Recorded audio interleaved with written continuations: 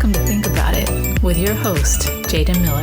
Good day and welcome to Think About It with Jaden Miller. Today is April 16th, 2023. Please check out my website at www.jadenmiller.com. That is JAYDENMILLER.com. Please like, share, and subscribe on my YouTube channel, and like, comment, and follow on your favorite podcast platform. You can find me on Spotify, Apple Podcasts, Spreaker, Google Podcasts, Castbox, Good Pods, Amazon, Podvine, and so many others.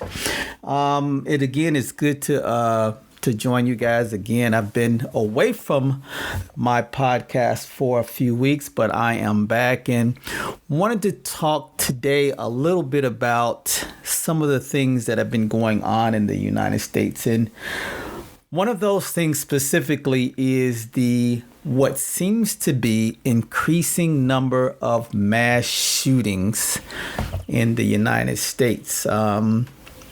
And specifically this last week has been these last couple of weeks have been really, really sad weeks, at least on a national scale, and certainly locally for those areas that have suffered from mass shootings. As of today, April 16th, there have been 163 mass shootings in the United States. 163. That is quite a large amount. Last week in Nashville, Tennessee, 3 children and 3 adults were killed when an individual went into her former school and caused a great deal of havoc there. Earlier last week, April 10th, there was a shooting in Louisville, Kentucky at a bank, which caused disaster for so many families.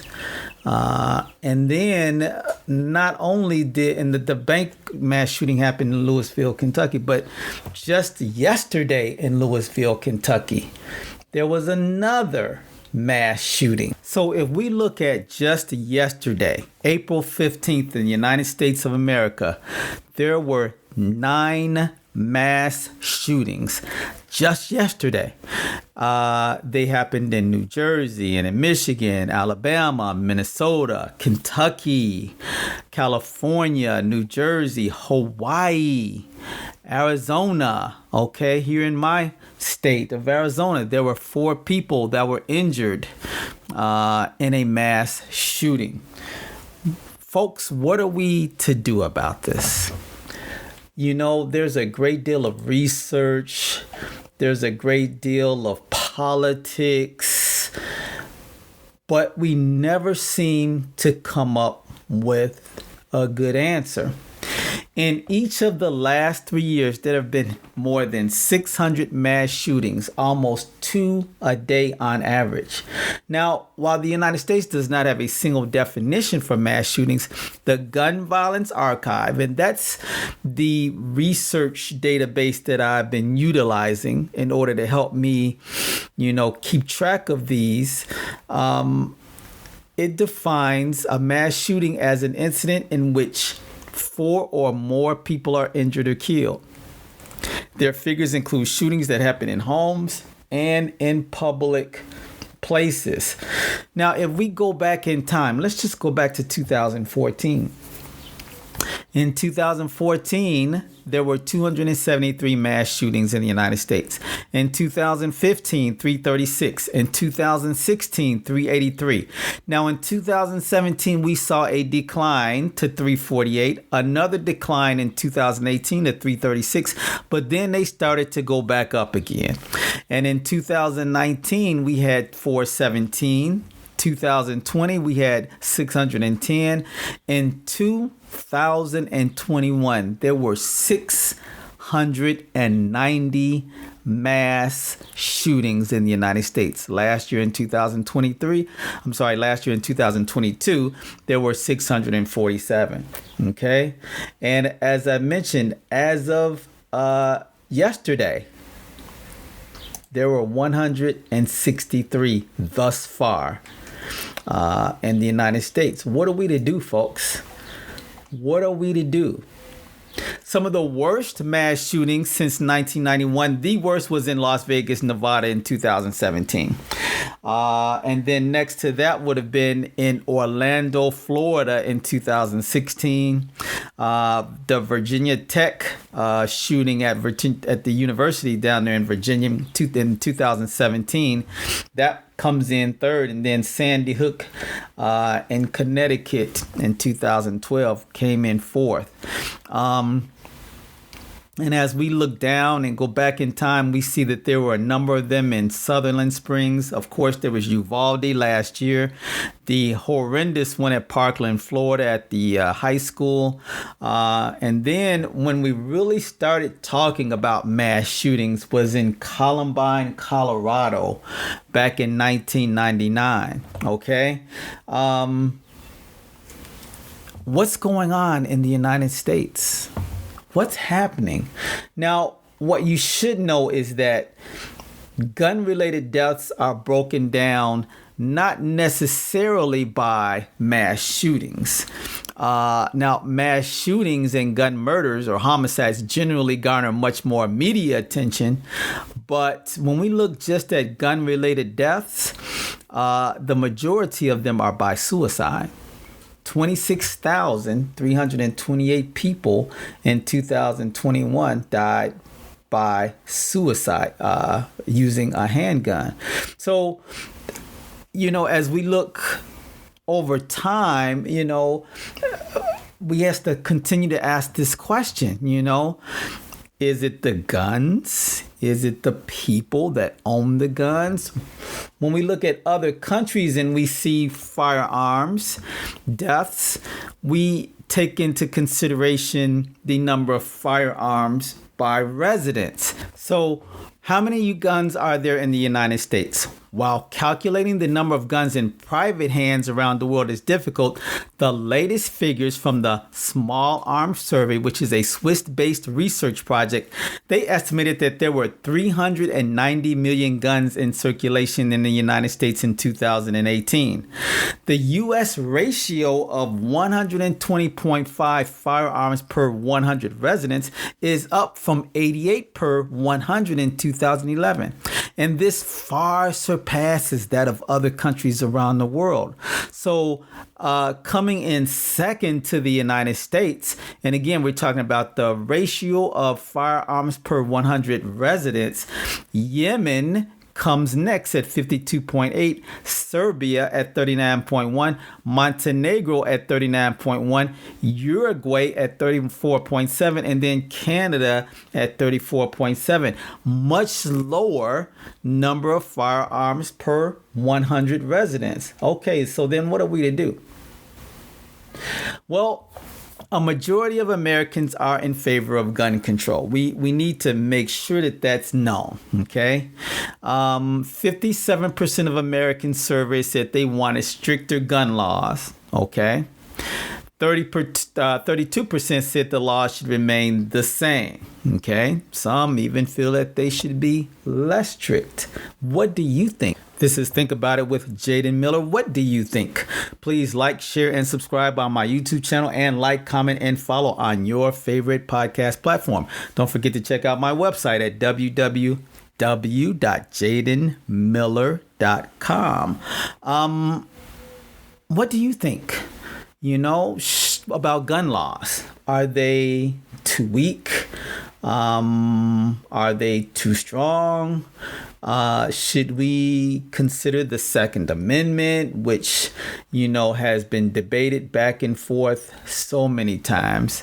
This issue of guns and gun laws and the strictness of them is extremely divisive, and it always seems to fall along political party lines. So Democrats are nearly unanimous in their support for stricter gun laws, okay, with nearly 91% in favor of stricter laws. Only 24% of Republicans support stricter gun laws, and 45% of independent voters support stricter gun laws. Now, some states have taken steps to ban or strictly regulate ownership of assault weapons. Laws vary by state, but California, for example, has banned ownership of assault weapons with limited exceptions. So there are a few states that regulate but do not ban assault weapons. That would be Minnesota, Virginia, Washington State. And then there are states with assault weapons bans. That would include California, Connecticut, Delaware, Hawaii, Illinois, Maryland, Massachusetts, New Jersey, New York, Washington, D.C. And so the majority of the country, however, does not have assault weapons restrictions. Okay. We all know that the NRA, the National Rifle Association, remains the most powerful gun lobby in the United States, with a substantial budget to influence members of Congress on gun policy. Of course, they oppose gun control. We can ask the question why, but I think we know the answer to that question. A number of states have also gone very far to largely eliminate restrictions on who can carry a gun. For example, Texas leads the way, and its governor, Greg Abbott, signed into law back in 2021 a permitless carry bill that allows the state's residents to carry handguns without a license or training. It's the same way here in Arizona. Last year in 2022, Georgia became the 25th in the nation to eliminate the need for a permit to conceal or openly carry a firearm. The law means any citizen of that state has the right to carry a firearm without a license or a permit. What do you think?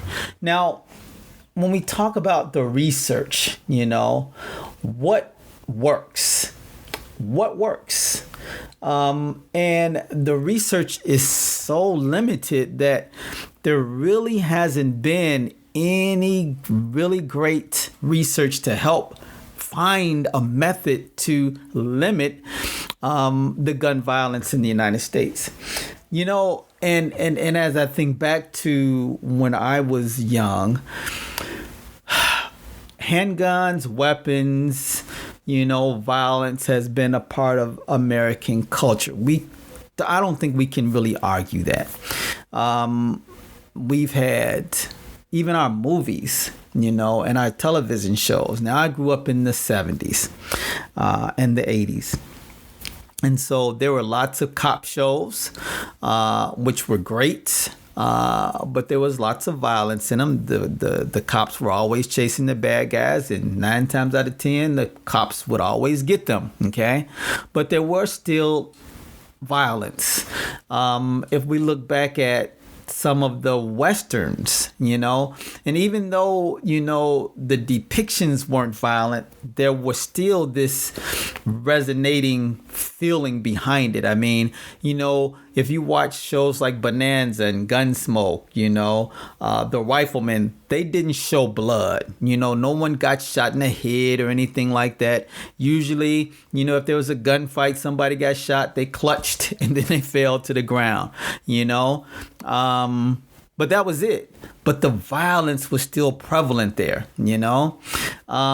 So many people grew up, and I would suppose that many of our congressmen and women and politicians grew up during that time where violence was a little bit more acceptable. Okay. And it's not so much acceptable on television today.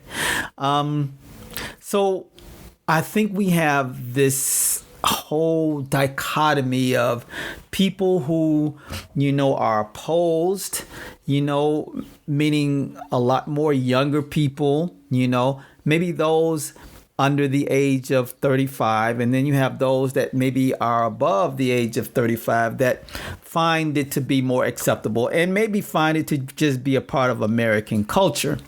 But what happens on television and in the movies is so much more different than what happens in real life, because the impact on society and the impact on people's lives is so much prevailing. Okay. All right. We can watch a TV show and be done with it, but we can't witness a violent act and just be done with it. Okay. We're left with the scars of that. We're left with the trauma that comes from that. And it can be devastating. Okay. Now, as I look over my whole experiences in law enforcement and watching violence and seeing violence and especially where I'm from in Chicago, back in 1974, I remember Chicago led the nation with, I believe, 900 and something murders. And this trend went down. The trend for having this high amount of murders started to decrease, but then it started to rebound and increase in the 1990s. And I believe that crack cocaine, the drug trade had a lot to do, gang activity had a lot to do with that. Okay. So this type of violence, this gun violence, has seen ebbs and flows throughout the United States, but we don't really talk so much about, that type of gun violence anymore. Okay, or at least not as much. We are really, really focused on these mass shootings. Now, these mass shootings can involve, the drug trade and gang activities and that kind of thing.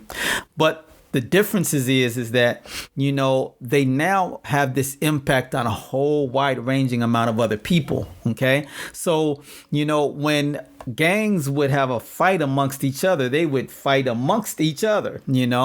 They would go into one rival gang neighborhood but now they're meeting at malls or they're doing it at gas stations. They're doing it out in public places where the probability for innocent bystanders or innocent people to get hit, to get injured, to die increases. Okay? Because they're now less caring about who is impacted. Really, really sad. So researchers have found that there are two approaches that might work, okay, to limit mass shootings. Okay. One was a requirement that a gun purchaser go through a licensing process. A licensing process requires someone to directly apply and engage with law enforcement. Sometimes there may be safety trainings and other requirements. All right. And then another approach that seems to reduce deaths from mass shootings was state bans on buying large capacity magazines or ammunition. Or ammunition feeding devices for semi-automatic weapons. Now, back in the 1990s, there was a ban on buying large capacity magazines. That federal law then expired and it was not renewed. Okay, so some would say that it makes intuitive sense to limit a shooter, or a person from buying many bullets in a short amount of time. Okay. So that's the premise behind, banning, the purchase of large capacity magazines. What about background checks or having police at schools? Are those some methods that can help the mass shootings or to decrease the mass shootings?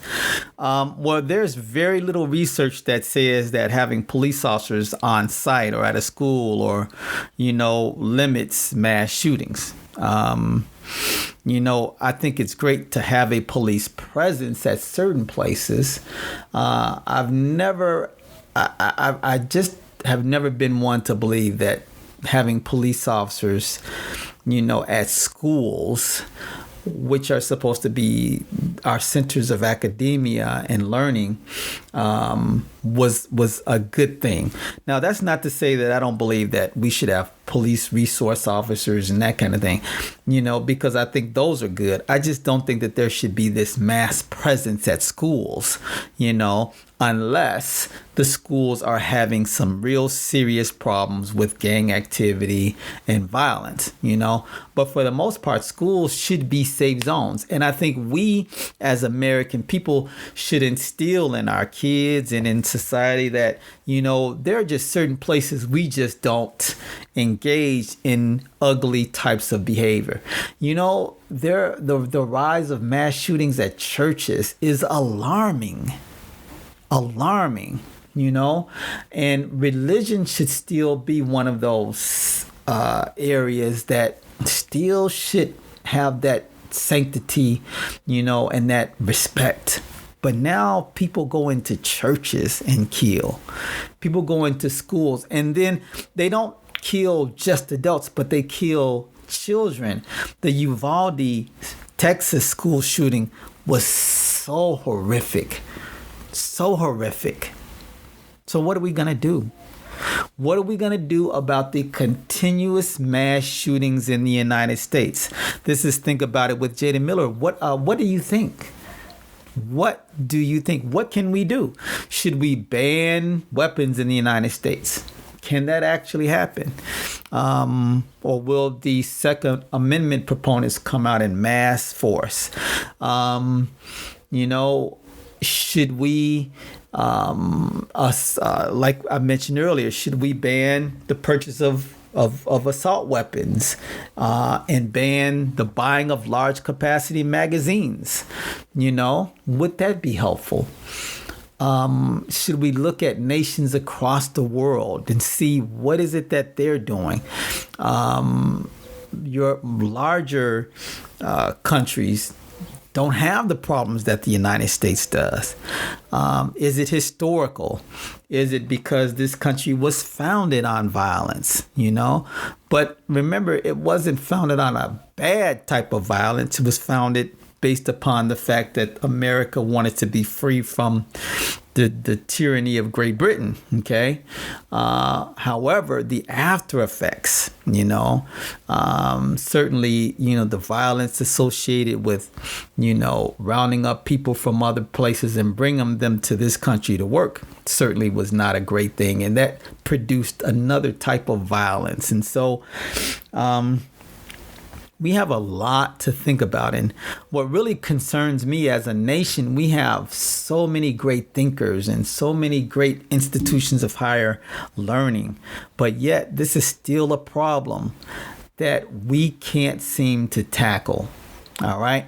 I think what really concerns me is when people are killed, politicians, instead of taking the time to reflect and to pay homage to the victims,